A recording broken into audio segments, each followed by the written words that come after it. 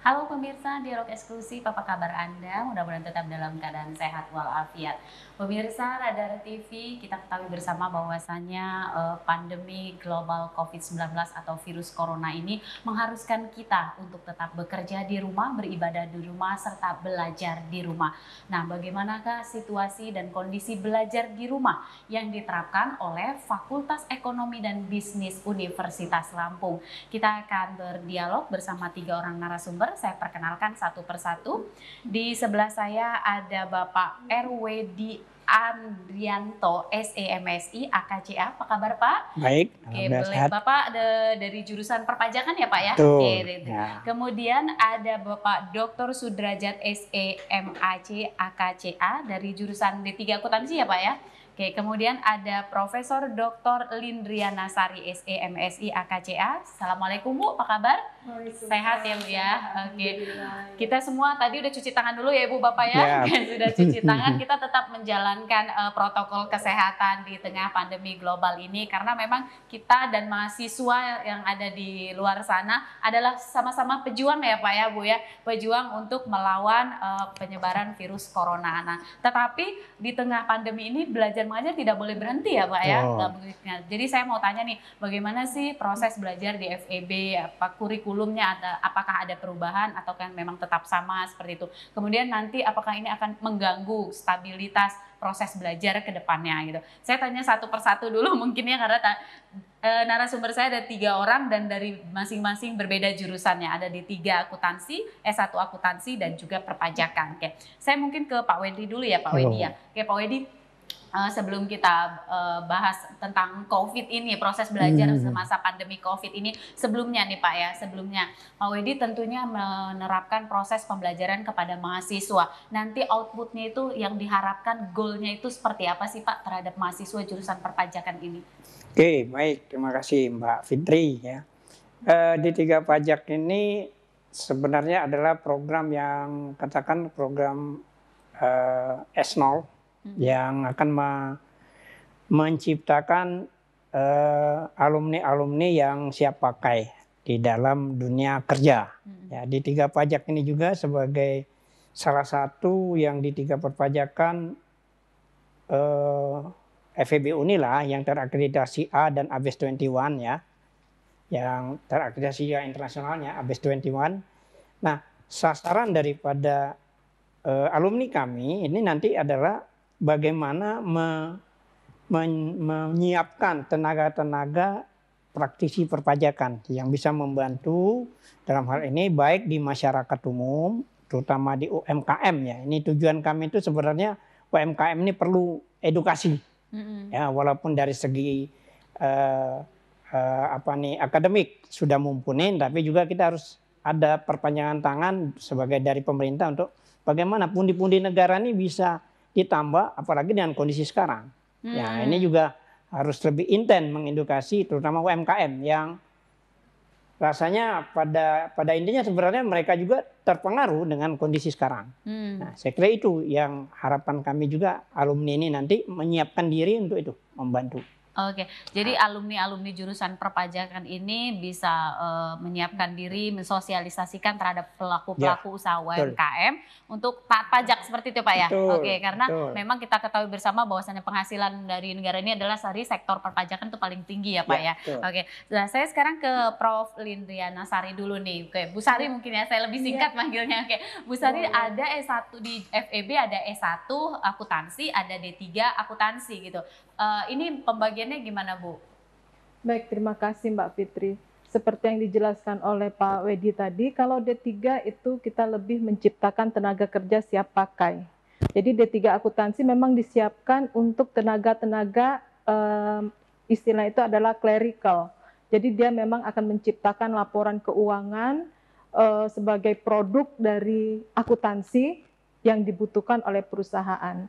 Nah, kalau S1-nya ini lebih ke konseptual. Jadi dia lebih ke bukan clerical, harusnya dia bekerja sebagai seorang analis laporan keuangan. Bagaimana dia melakukan audit, bagaimana dia menciptakan sebuah laporan keuangan yang betul-betul relevan sesuai dengan konsep mengapa laporan keuangan itu dibuat. Jadi seperti itu bedanya. Namun begitu S1 akuntansi memang harus menguasai apa yang dikuasai oleh D3. Dia harus tahu juga bagaimana menyusun laporan keuangan yang baik sehingga dia bisa menganalisa kemanfaatan dari laporan keuangan tersebut. Baik, oke. Nah, sekarang saya beralih ke Pak Sudrajat nih, masih masalah di akuntansinya nih Pak ya. Ini kan sangat spesifik sekali ya Pak ya ilmu akuntansi ini. Nah, bagaimana jika nantinya mereka tidak bisa atau tidak mampu bersaing, tidak bisa terserap oleh dunia kerja, itu gimana nanti Pak? Apakah ini kondisi ini bisa terjadi kan itu gitu. Nah, tapi untuk mengantisipasi itu tentunya dari pihak dari dalam kampus juga ada langkah-langkah upaya untuk mengantisipasi itu Pak. Ya, baik. Jadi untuk program D3 Akuntansi di FEB Universitas Lampung, kita menerapkan kurikulum yang plus ya, dalam artian bahwa di samping kurikulum yang pada umumnya dipakai di tempat lain, kita juga sudah mulai mengaplikasikan teknologi informasi. Saat ini kan teknologi informasi begitu cepatnya ya. Jadi untuk D3 Akuntansi kita sudah mulai perkenalkan bagaimana itu fintech, financial teknologi, kemudian juga bagaimana prosedur audit dengan menggunakan teknologi, dengan atlas dan sebagainya. Jadi ketika mahasiswa sudah mulai diperkenalkan bagaimana teknologi informasi yang saat ini ada di tuntutan masyarakat, maka ketika mereka lulus mereka sudah siap. Ya, seperti tadi disampaikan oleh Prof. Sari bahwa D3 Akuntansi disiapkan untuk tenaga teknis ya. Jadi D3 Akuntansi itu akan mendukung sebagai supporting apa yang nanti akan dilakukan oleh alumni-alumni S1.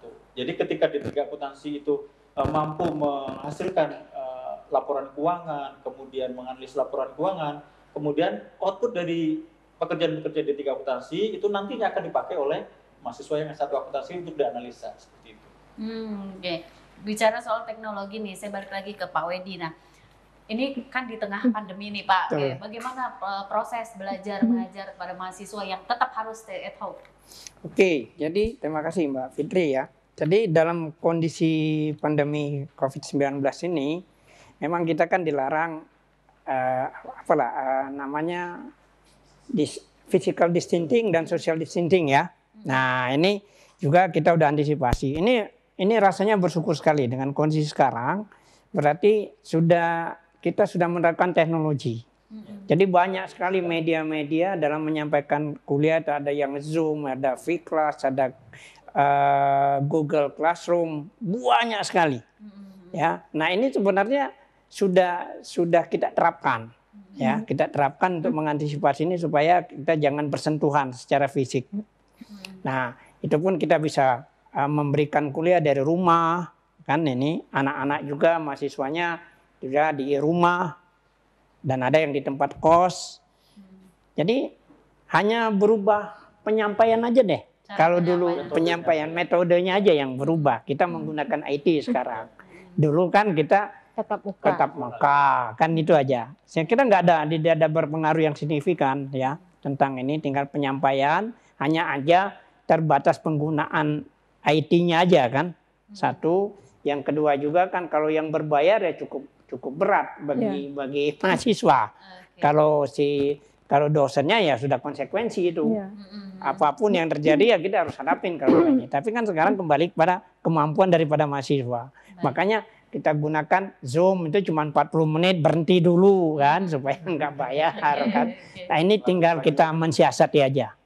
Tapi apakah isi materi yang disampaikan itu bisa disampaikan dengan secara komprehensif gitu, hanya dengan menggunakan fasilitas media sosial seperti itu? Sudah sebenarnya tidak, makanya saya katakan tadi cuma jauh berbeda penyampaian aja, metodenya aja yang berbeda. Kita menggunakan IT, kalau dulu tatap muka, konten isi sama konten isinya sama. Enggak, tidak mengurangi. Ya, oke. Saya kira itu. Oke. Nah, sekarang saya ke Bu Sari nih. Bu Sari, apa kira-kira selama menjalankan proses belajar seperti ini daring ada kendala tidak Bu yang dihadapi ataupun keluhan dari mahasiswanya seperti itu? Baik, terima kasih Mbak Fitri. Kalau keluhan itu banyak ya? Karena kita menghadapi karakter yang beragam.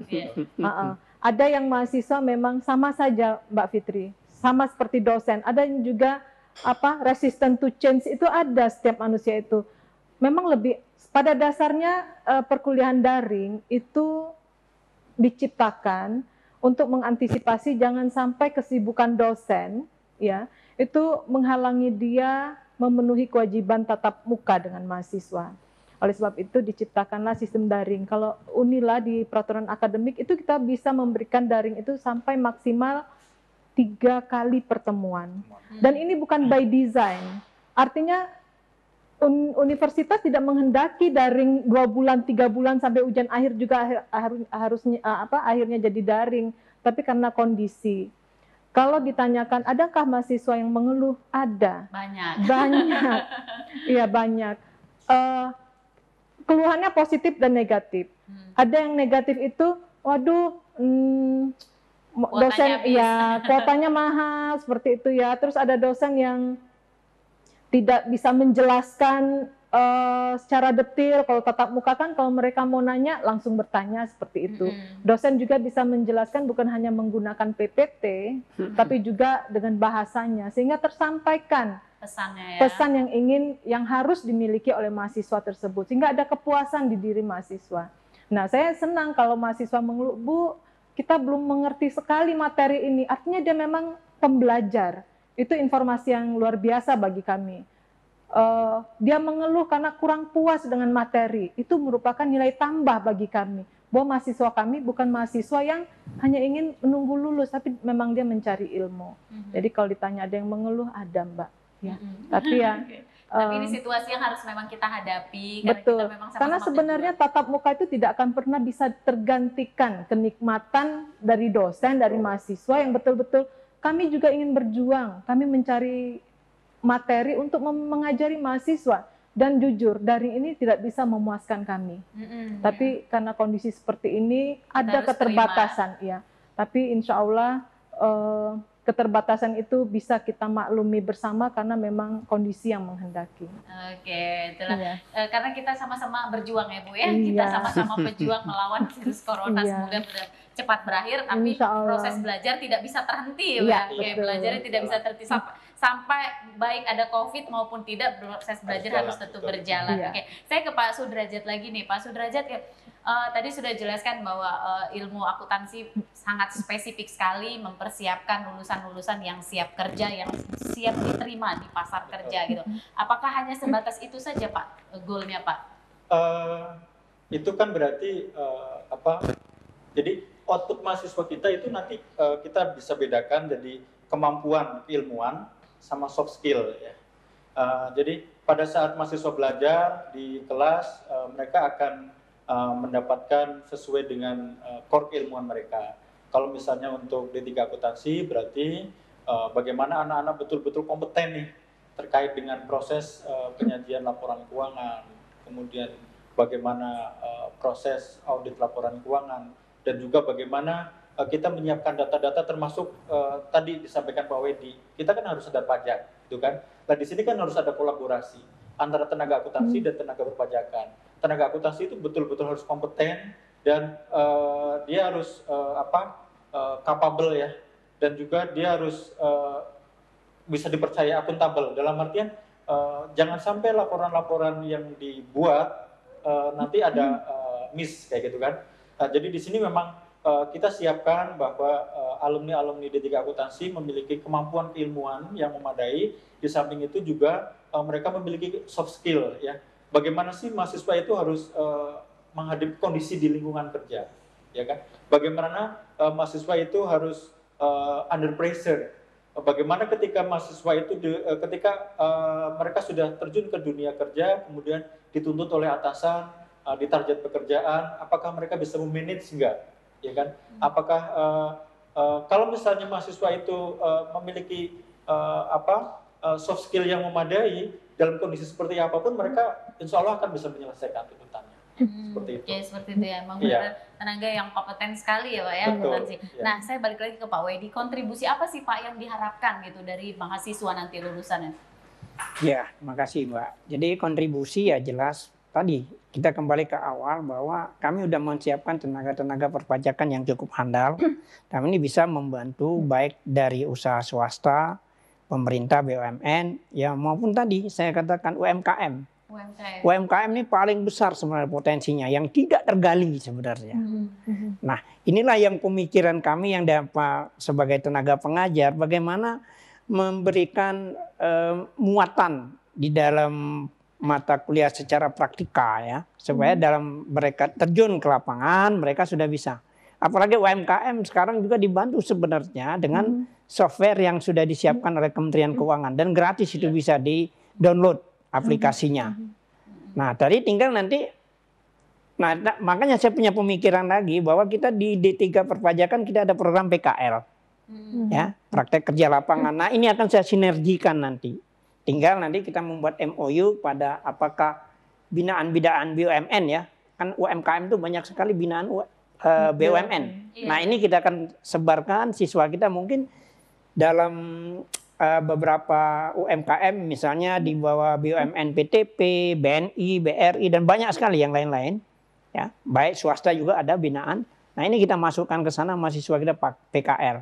Jadi mengajarkan dan juga bagaimana juga nanti dengan perlahan ya yang tadinya dia agak risih dengan perpajakan, dia udah tahu bahwa wah, kalau saya udah bayar pajak, jadi saya bisa juga kemungkinan karena laporan keuangan saya sudah bisa, jadi saya bisa minta bantuan dengan bank untuk memperbesar modal kerja, kan gitu. Saya kira itu. Kita lanjut lagi ya Pak. Pemirsa tetaplah bersama kami, dialog eksklusif akan kembali usai jeda pariwara berikut ini.